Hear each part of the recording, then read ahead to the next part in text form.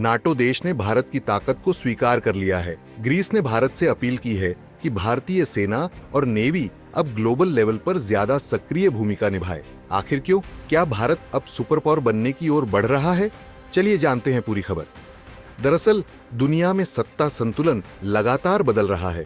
America, रूस और चीन जैसी महाशक्तियों के बीच अब भारत एक नए दावेदार के रूप में उभर रहा है।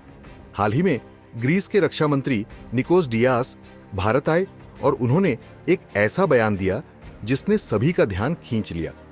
उन्होंने कहा कि भारत अब एक बड़ी ताकत बन चुका है और उसे ग्लोबल सिक्योरिटी में शामिल किया जाना चाहिए, बड़ी भूमिका निभानी चाहिए, खास तौर पर मेडिटेरेनियन सी और रेड सी के क्षेत्र में, जहां दुनिया का 60 से 70% व्यापार होता है।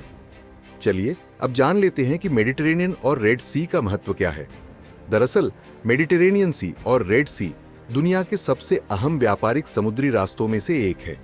60 से 70% इंटरनेशनल ट्रेड इसी रूट से होकर गुजरता है। अमेरिका, रूस और चीन पहले ही यहां अपनी नेवल फोर्सेस तैनात कर चुके हैं। इस क्षेत्र में मिलिट्री बेस स्थापित कर ये देश अपनी ताकत बढ़ा रहे हैं। चलिए अब जानते हैं इसमें कौन कौन से देश मौजूद हैं। दरअसल इसमें अमेरिका, रूस और चीन पहले से मौजूद है। अगर हम दुनिया की बड़ी ताकतों की बात करें तो अमेरिका, रूस और चीन पहले ही मेडिटेरेनियन और रेड सी में अपनी मिलिट्री प्रेजेंस बढ़ा चुके हैं। अमेरिका और ब्रिटेन का यहां नाटो के तहत कई मिलिट्री बेस मौजूद हैं। रूस सीरिया में अपनी मजबूत स्थिति बना चुका है। चीन जिबूती में अपनी नेवल बेस बना चुका है और इस क्षेत्र में तेजी से बढ़ रहा है। अब भारत को क्या इसमें शामिल होना चाहिए? दरअसल ग्रीस के रक्षा मंत्री निकोस डियास ने अपने बयान में कहा कि भारत अब सिर्फ एक उभरती हुई शक्ति नहीं, बल्कि एक ग्लोबल सुपर पावर बनने की राह पर है। अब भारत को सिर्फ एशिया तक सीमित नहीं रहना चाहिए, बल्कि अपनी सेना और नेवी को इंटरनेशनल लेवल पर भी सक्रिय करना चाहिए। उन्होंने भारत से अपील की कि भारतीय नौसेना और सेना को मेडिटेरेनियन और रेड सी में तैनात किया जाए।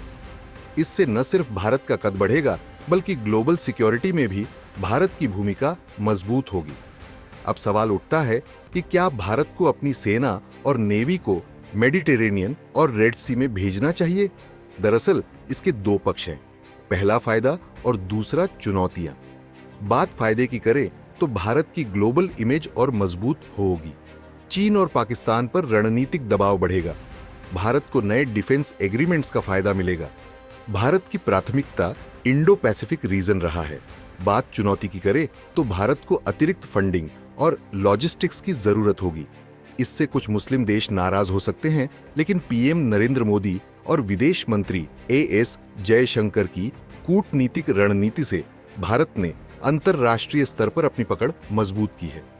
अमेरिका और यूरोप के साथ मजबूत संबंध बने।